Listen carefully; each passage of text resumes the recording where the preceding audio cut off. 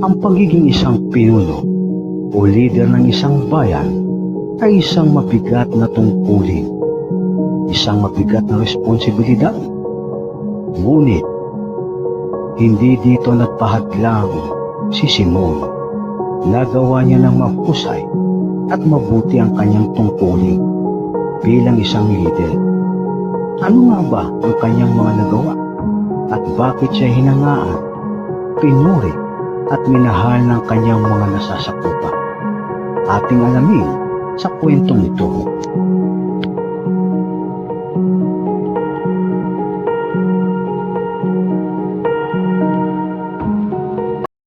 Bago po ang lahat, huwag niyo pong kalilimutan mag-subscribe, like and share at i-click ang notification bell para sa mga upcoming videos. Tara na!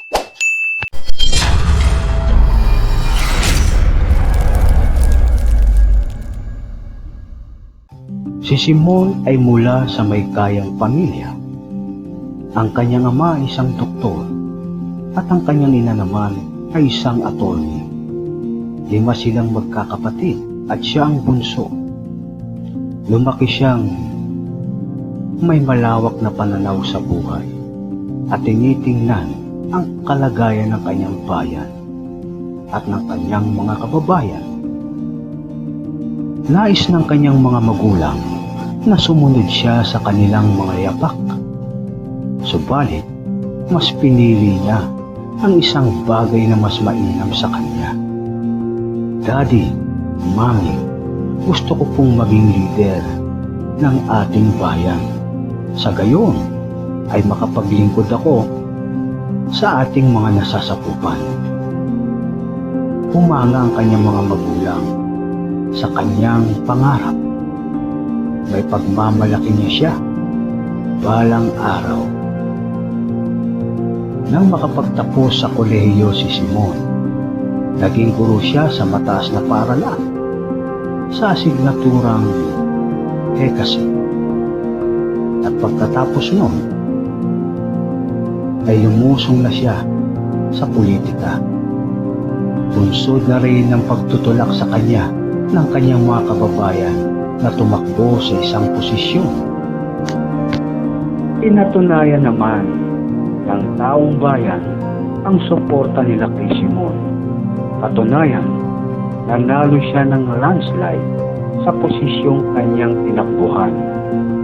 Sa pagtupad niya ng kanyang tungkulin, gumawa siya ng makabuluhang batas para sa kapakanan ng mga magsasaka, mga kabataan, kababaihan, at mga mangingisda. Isinulong din niya ang advokasya para sa kabuhayan, agrikultura, kalikasan, edukasyon, at katahimikan ng kanilang bayan.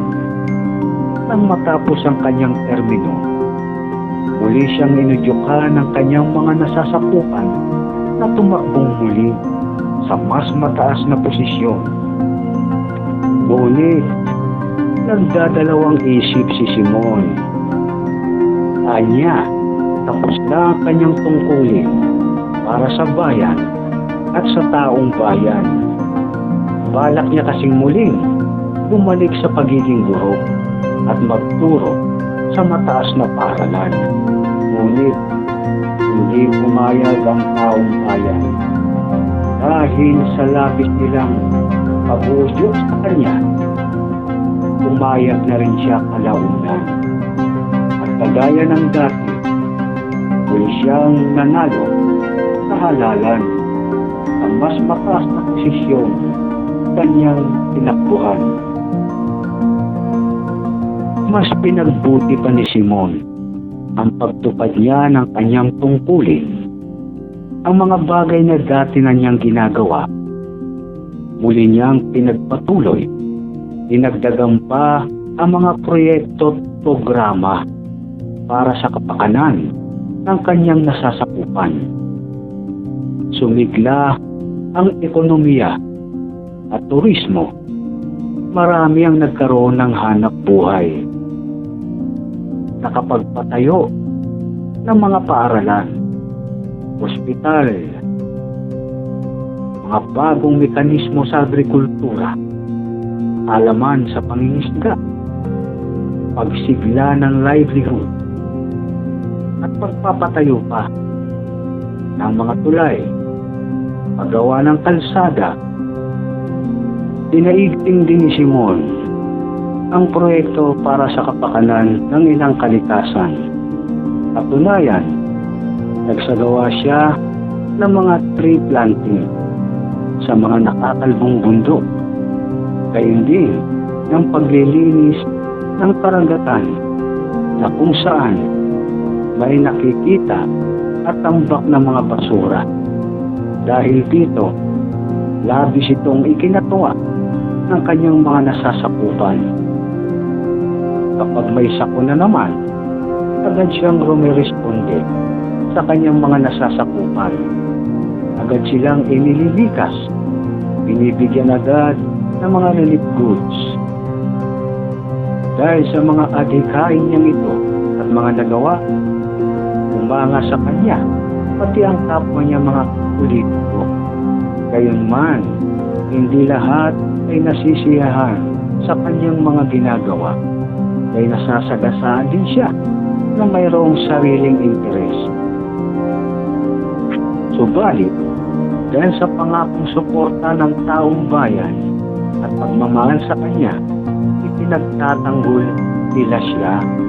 Kung kaya, lumalakas ang loob ni Simon at patuloy pang ginagawa ang magandang bagay para sa kanyang bayan. Isa sa sumubok sa kanyang husay at galing sa pamumuno ang pagkakaroon ng pandemya, ang pagkakaroon ng COVID-19, kung saan maraming mamamayan ang naapektuhan. May mga negosyong tuluyang humina at nagsara, dahilan upang mawalan ng hanap buhay ang mga manggagawa. May mga dinapuan din ng nasabing nakamamatay na sakit. Subalit, sa awa ng Diyos ay gumaling sila. Nagsilbing gabay at pamamaraan sa kanyang gagawin ang kanyang pagtitiwala at pagsangguni sa Diyos. Kung kaya, nahanapan niya ng lunas ang mga bumabalot na suliranin. Bagamat kahit kakaunti ang kanilang pondo, na ipamahagi niya ito sa kanyang mga nasasakupan. Namahagi rin ng mga relief goods at mga ayuda para sa pang-araw-araw na pangangailangan habang nasa gitna ng pandemya. Ipinapanalangin niya rin sa Panginoong Diyos na naway wala na sanang nasasakupan niya ang mahawa ng nasabing sakit. At matapos na rin ang nasabing pandemya, sa gayon ay muli silang makapamuhay ng normal at makabalik sa dati nilang mga gawain.